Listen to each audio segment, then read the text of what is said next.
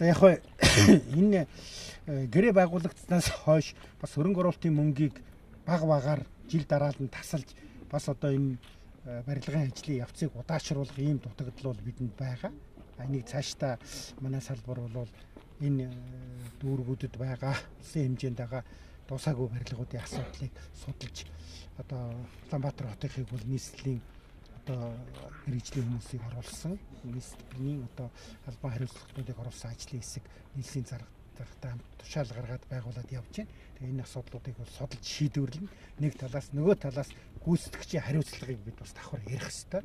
Авсан мөнгөнийхөө хэр хэмжээнд энэ ажлуудаа нэлээд сайн одоо цаг хугацаанд нь барьж байгуулах ёстой гэж бодож байна. За энэ спорт дүүргийн спорт цогцлбарын хувьд бол бас нэлээд их мөнгө авсан. Гэтэл энийг 50% одоо гүйцэтгэлтэй байна гэж хэлэхэд бол хэцүү, их бага гүйцэтгэлтэй байна л гэж харж байна. Цаашдаа ер нь аль талаасаа бид анхаарч ажиллана гэж бодож байгаа. Ирэх 18 онд одоо үлдэгдэл төсвийг тусгаж дуусгах арга хэмжээ авах шаардлагатай. Барилга ер нь их удаашрах тусам компанида ч гэсэн маш их чирэгдэл учруулж хөрөнгө их өргөддөг, хөрөнгө зардал их нэмэгддэг.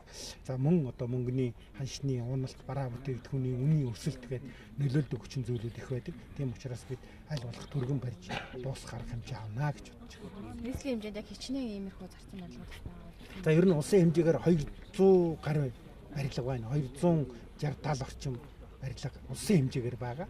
300 орчим намайг ажил авах үед 300 орчим байсан. За бас нэг 40-50-аад барилгыг бол бид ашиглалтанд хүлээгээд автсан. Ер нь иймэрхүү маягаар бас нэлээд өндөр төсөв төртөгтэй дөнгөж эхлээд орхисон барилгууд бол улсын хэмжээнд бас нэлээд байгаа. Дундгуй аймагт одоо 10 хэдэн тэрбум төгрөгийн театрын барилга дөнгөж эхлээд орхисон байх жишээтэй. Баян хонгорт мөн одоо спортын маш том цогцлбор дөнгөж эхлээд орхисон байх жишээтэй ч юм уу.